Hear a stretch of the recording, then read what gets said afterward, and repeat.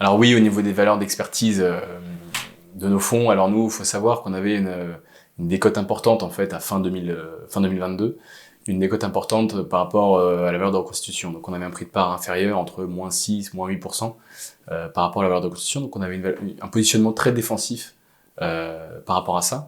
Et ce qui fait qu'à mi-année, donc suite à la demande de l'AMF, on a estimé l'intégrité du patrimoine de nos SCPI. On avait finalement peu de variations, parce que ça oscillait entre plus 1% en fonction des typologies d'actifs et des fonds, et entre -2, -3% pour d'autres typologies d'actifs. Ce qui fait qu'avec ce faible changement et cette faible modification des valeurs d'expertise à périmètre constant, on n'a pas modifié les prix de part, pas de changement de prix de part à mi-année. Et puis on a même augmenté le prix de part pour le coup d'une SCPI, Estiam Capvergimo, puisqu'au 1er janvier, elle a augmenté son prix de part. Oui, alors le marché de l'hôtellerie, on a des chiffres qui sont très bons dans le secteur du tourisme. On est légèrement au-dessus de ce qui s'est passé en 2019, donc pré-Covid. Donc on a, nous, effectivement, de bonnes nouvelles sur ce secteur-là. Alors au niveau de l'hôtellerie, on a de très bons chiffres, puisque l'INSEE a publié les chiffres de 2022, donc des chiffres qui sont légèrement supérieurs à ce qu'on a connu en 2019. Très bon signal sur cette partie-là, le tourisme qui est en hausse en France. Au-delà de ça, on a profité de ce vecteur-là et on va en profiter davantage puisqu'on a des événements qui sont en 2023, la Coupe du Monde de rugby, en 2024, les JO, qui vont porter encore plus cette dynamique. Donc très bons signaux. Au-delà de ça, sur la partie hôtellerie, on a des RevPAR, donc des revenus par chambre, des hôtels qui sont en hausse également. Pour rappel, donc c'est la corrélation entre le prix de la chambre moyen et le taux d'occupation des hôtels, donc de très bons signaux aussi sur cette partie-là. Donc oui, on va pouvoir saisir des opportunités sur ce secteur-là, et on l'a déjà fait puisqu'on s'est positionné avec l'ouverture d'un nouveau pays au sein de notre fonds Estiam Capvergimo, ce qui permet de nouveau de saisir des opportunités à date. Alors oui, effectivement, les fondamentaux très intéressants. On a, pour rappel, au sein de nos véhicules, moins de 10% en fait des nouveaux investissements qui ont été réalisés sur les 36 derniers mois.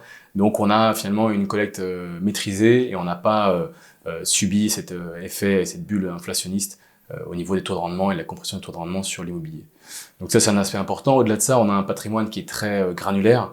On a un nombre d'actifs très important. On a 1 milliard d'actifs sous gestion au travers de 450 immeubles, quasiment 800 locataires. Donc on est très mutualisé en termes de typologie d'actifs, commerce, bureau, hôtel, et également en termes de nombre d'actifs et de secteurs géographiques, puisqu'on est présent à la fois Paris intramuros, en Île-de-France, en région également, et également en Europe.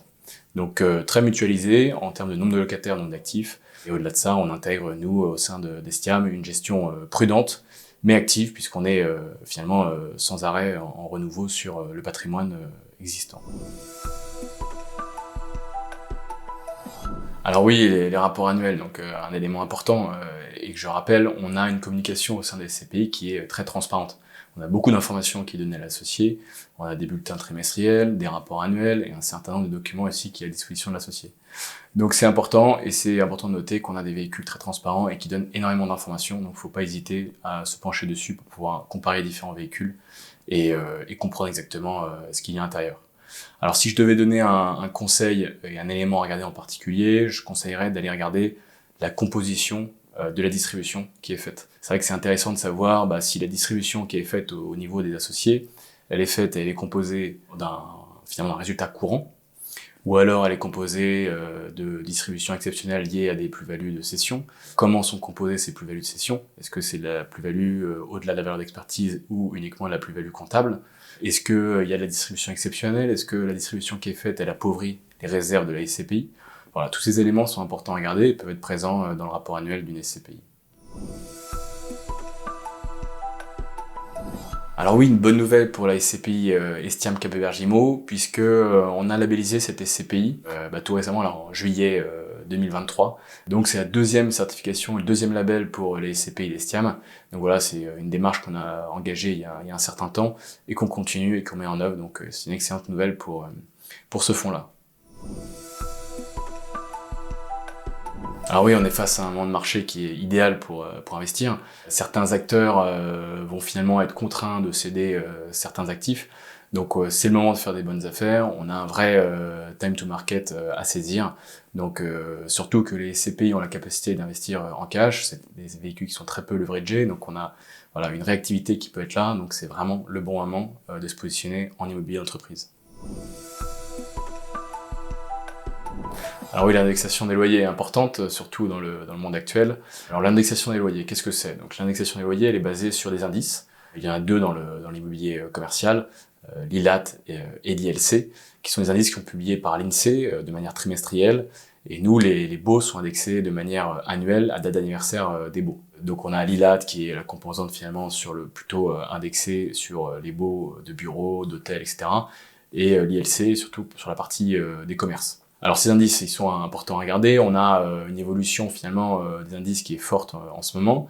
On a des augmentations de rendement qui peuvent être liées finalement à l'augmentation des loyers du fait des indices. Donc c'est un vrai impact pour le rendement des fonds et donc pour le rendement des associés. Donc voilà, pour un titre d'exemple, un investissement qui est fait aujourd'hui à 6%, avec 3% d'indexation pendant 5 ans, et ben on a un rendement au bout de 5 ans qui passe à 7%. Donc un vrai atout et un vrai intérêt d'indexer les baux, surtout dans cette période.